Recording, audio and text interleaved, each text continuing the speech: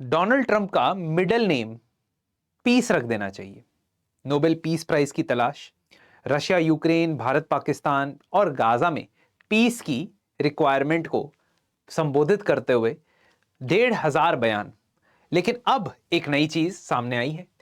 Donald Trump has invited leaders of several nations including India to a board of peace. अब ये board of piece important क्यों है? क्योंकि इस particular institution के लिए डोनाल्ड ट्रंप ने हमारे देश के प्रधानमंत्री को भी बुलाया है और 60 और देशों को भी इनविटेशन भेजा गया है। कहा जा रहा है कि इसमें $1 बिलियन रुपए देने पड़ेंगे, $1 बिलियन देने पड़ेंगे, रुपए नहीं। तो क्यों, किस तरीके से board of peace United Nations को रिप्लेस करने के लिए आ रहा है? Is it going to change United Nations and how world leaders interact with each other?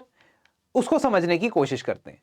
समझने से पहले थोड़ा सा इतिहास में जाना पड़ेगा, ज्यादा दूर नहीं, 2025 में ही, पिछले साल सितंबर के महीने में डोनाल्ड ट्रंप ने कहा कि मैं एक 20 पॉइंट प्रोग्राम लेके आ रहा हूं, एक 20 point peace plan for Gaza. उसे वो अप्रूव करवा लेते हैं पहले दोनों पार्टी से, इजराइल और हमास, जिनके बीच में 7 अक्टूबर 2023 से लड़ाई चल रही थी। Hamas was fighting from Palestinian area, ठीक है, गाजा स्ट्रिप। अब इस लड़ाई को रुकवाने के लिए ट्रंप ने सबसे पहले तो 20 पॉइंट का प्लान बताया।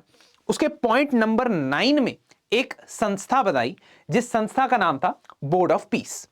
इसके बारे में हम आगे बात करेंगे। इस 20 पॉइंट प्लान को ट्रंप ने पास करवा दिया यूनाइटेड नेशंस सिक्योरिटी काउंसिल से, क्योंकि चाइना और रशिया ने यहां वोट करने से मना कर दिया, अब्सटेन कर दिया वोटिंग से। तो बाकी के जो परमानेंट मेंबर हैं वो कौन है? US, UK, France. तो वहां से डील पक्की हो गई कि यूनाइटेड नेशन सिक्योरिटी काउंसिल भी रेजोल्यूशन पास करता है 2803। ये कहता है कि we are going to support this peace plan of Trump, but for only a temporary purpose, only up until 2027। अब इस पीस प्लान के अंदर एक पॉइंट था, जो था पॉइंट नंबर 9।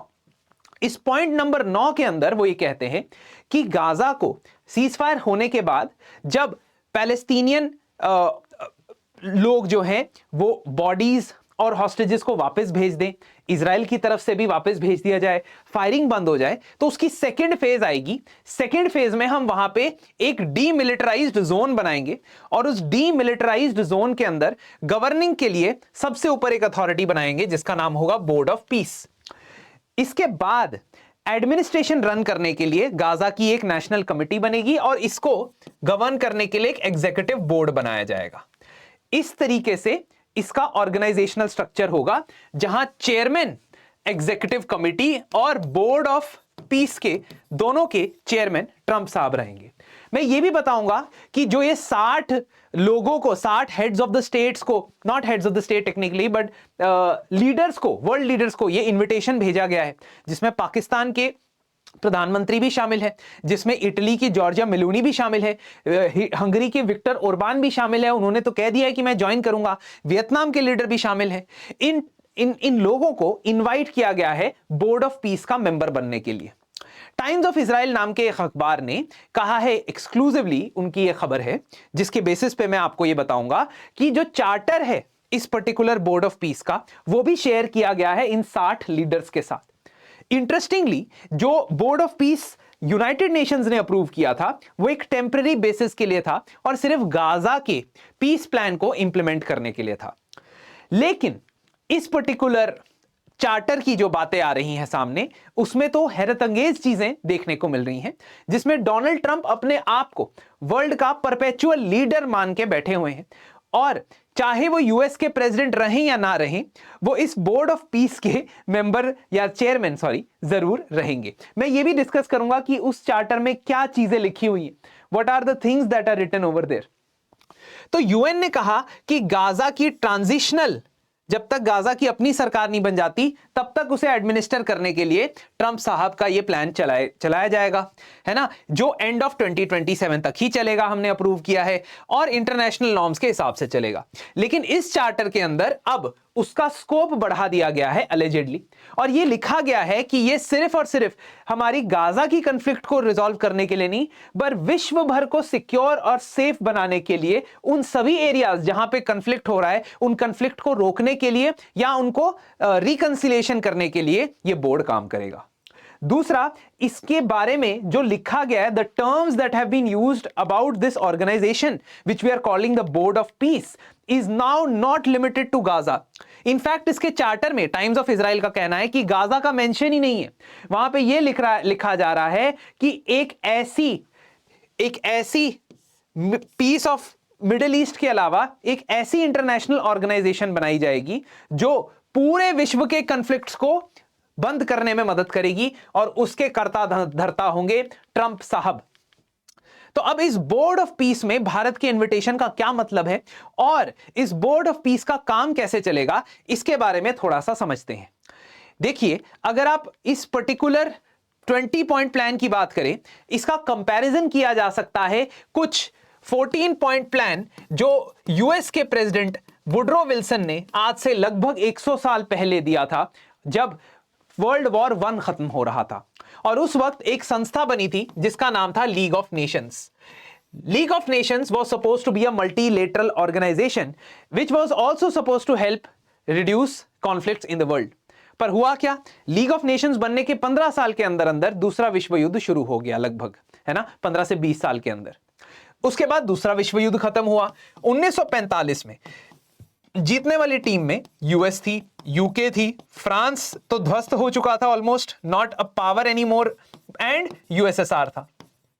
लेकिन इसके बाद के जो यूनाइटेड नेशंस की स्थापना होती है उसमें यूएसएसआर को धीरे धीरे कॉर्नर किया जाता है, क्योंकि आपस में कोल्ड वॉर शुरू हो जाता है, जिसकी वजह से यूनाइटेड नेशंस का स्ट्रक्चर भी फ्रैक्चर हो जाता है शुरुआत में ही।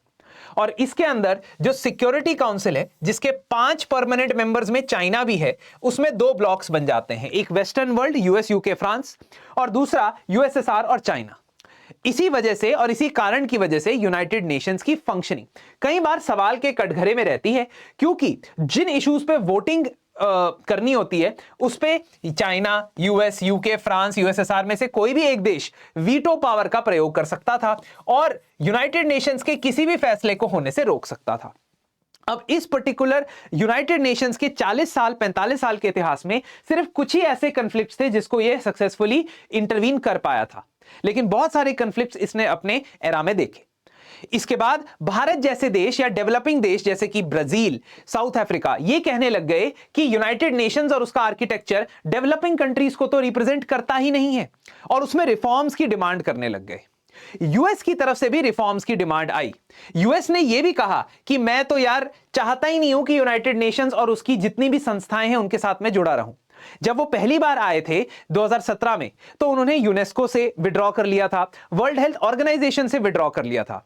इस बार उन्होंने 60 यूनाइटेड नेशंस की और उनकी इंटरनेशनल, उनके साथ एसोसिएटेड ऑर्गेनाइजेशंस और जितनी भी इंटरनेशनल ऑर्गेनाइजेशंस में यूएस फंडिंग करता था, मेंबर था, उससे विड्रॉ कर लिया। और इसका एक इंडिकेशन ये नजर आ रहा है कि ट्रंप शायद यूनाइटेड नेशंस का एक ऑल्टरनेटिव बनाने की सोच रहे।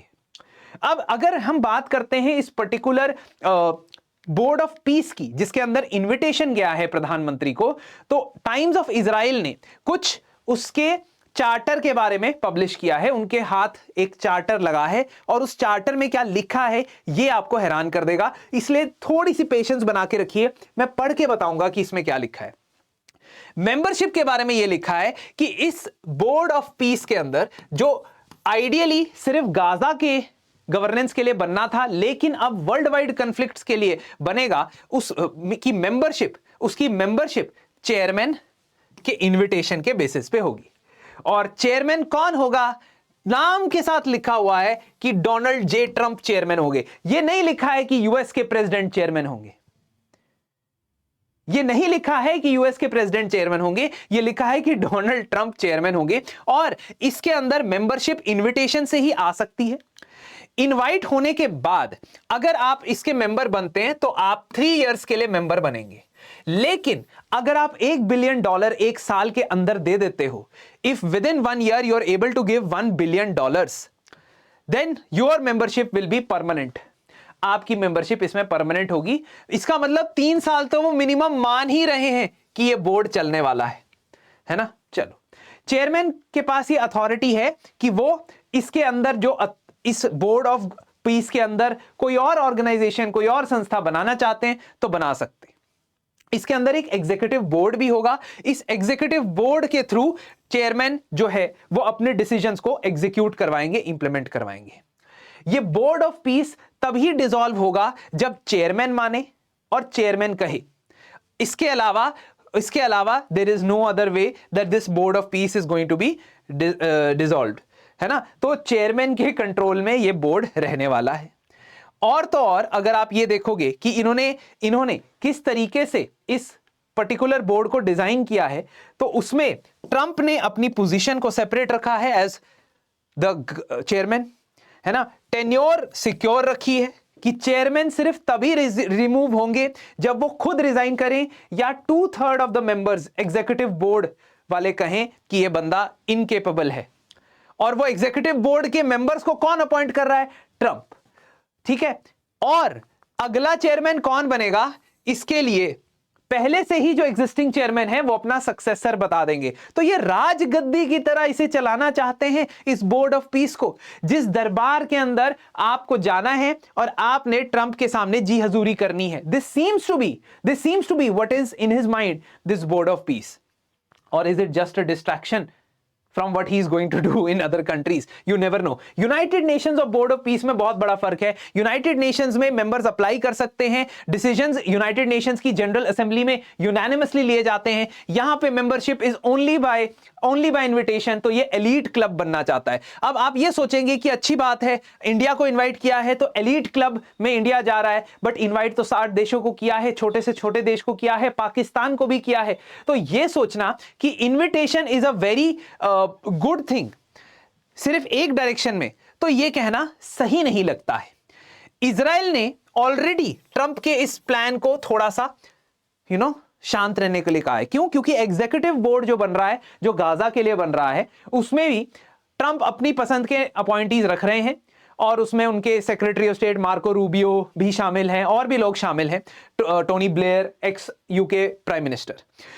उसके अलावा कंट्रीज जो है वो इस चार्टर के थ्रू बाउंड हो जाएंगी, लेकिन ऑल्दो इस चार्टर में लिखा हुआ है कि आपके ऊपर हमारा कानून नहीं चलेगा, आपका लोकल लॉ है वो चलेगा। आप विड्रॉ करना चाहते हैं तो अपनी मर्जी से विड्रॉ कर सकते हैं। तो कम से कम on paper this is not a subserving, है ना, ऑर्गेनाइजेशन जो आपको कंट्रोल करेगी। बट अल्टीमेटली 2027 के बाद क्या यूनाइटेड नेशन सिक्योरिटी काउंसिल का सैंक्शन ना होने की वजह से इस बोर्ड ऑफ पीस का कोई वजूद रह जाएगा? इंडिया की बात करें तो इंडिया के लिए यह इंपॉर्टेंट है कि इस इनविटेशन के प्रोज एंड कॉन्स को समझे। अगर हम बात करते हैं कि भारत के लिए क्या कंसर्न्स हो सकते हैं, एक कंसर्न हो सकता है कि इसमें तो अगर एंट्री लेनी है परमानेंट तो $1 बिलियन देना पड़ेगा। Are you willing to take an entry by paying the money, है ना। अभी ये ऑफिशियली रिलीज नहीं किया गया चार्टर, इसलिए यह भी हो सकता है कि बाद में ये मुकर जाएं, है ना। बट अभी प्रेजेंट कंडीशंस के हिसाब से क्या आप $1 बिलियन दोगे परमानेंट मेंबर बनने के लिए? क्या आप यूनाइटेड नेशंस के फ्रेमवर्क के बाहर काम करने के लिए जाओगे? बिकॉज अभी तक की आपकी फॉरेन पॉलिसी ये थी कि सब मल्टीलेटरल चीजें यूनाइटेड नेशंस के फ्रेमवर्क में होनी चाहिए। और तो और सबसे बड़ी प्रॉब्लम यह है कि आप पाकिस्तान के साथ शेयर करोगे ये पर्टिकुलर प्लेटफॉर्म या फोरम, और कल को क्योंकि इंडिया पाकिस्तान भी एक कॉन्फ्लिक्ट है, तो क्या आप ट्रंप को और इस बोर्ड ऑफ पीस को डिसाइड करने दोगे कि इंडिया और पाकिस्तान के बीच में terms of trade, terms of peace क्या होने चाहिए? That is the biggest factor which comes, है ना। तो आप डिप्लोमेटिक टेबल पे पाकिस्तान के साथ सीट शेयर कर रहे हो, और ऐसे टेबल पे जो क्लेम करता है कि मैं वर्ल्ड के सारे कॉन्फ्लिक्ट खत्म करना चाहता हूं, तो क्या कल को आप इस पर्टिकुलर इनिशिएटिव के बेसिस पे अपना पीस पाकिस्तान के साथ करेंगे? Seems highly unlikely. इसके अलावा इस पर्टिकुलर बोर्ड ऑफ पीस या 20 पॉइंट प्रोग्राम के अंदर इंटरनेशनल स्टेबलाइजेशन फोर्स बनाने की भी बात की है, ठीक है, जिसमें पहले तो गाजा के अंदर डिप्लॉय की जाएगी, उसके बाद हो सकता है जैसे यूनाइटेड नेशंस की पीस कीपिंग फोर्स होती है वैसे और जगहों पे डिप्लॉय की जाए। तो क्या भारत इसके अंदर सैन्य बल को यानी कि ट्रूप्स को भेजने के लिए इंटरेस्टेड रहेगा? If it comes to that. Lots of questions, but अभी इसका आंसर बहुत सारे हो सकते हैं। क्या आप वेट आउट करना चाहते हो ट्रंप को? क्या आप वेट करना चाहते हो ट्रंप निकल जाए, है ना, उसके बाद सोची जाएगी? This could be one option. अगर आप ज्वाइन नहीं करते हो और पाकिस्तान ज्वाइन करता है तो ट्रंप के साथ या यूएस के साथ आपके रिलेशंस के अंदर वंस अगेन इंपैक्ट पड़ सकता है। क्या आप बाकी मेंबर्स जिनको इनवाइट किया गया है उनको लॉबी कर पाते हो और ये कहते हो कि ये एक ऑर्गेनाइजेशन है जिसके अंदर एंटर करने से यूनाइटेड नेशंस का जो प्रेजेंस है, रेलेवेंस है, वो खत्म हो जाएगा? बहुत सारे सवाल और जवाब आने वाला वक्त हमें जरूर बताएगा। आपकी राय में इस बोर्ड ऑफ पीस के अंदर भारत जाता है तो किस टर्म्स एंड कंडीशंस पे जा सकता है, या जाना भी चाहिए या नहीं, एक बार कमेंट सेक्शन में जरूर बताएं।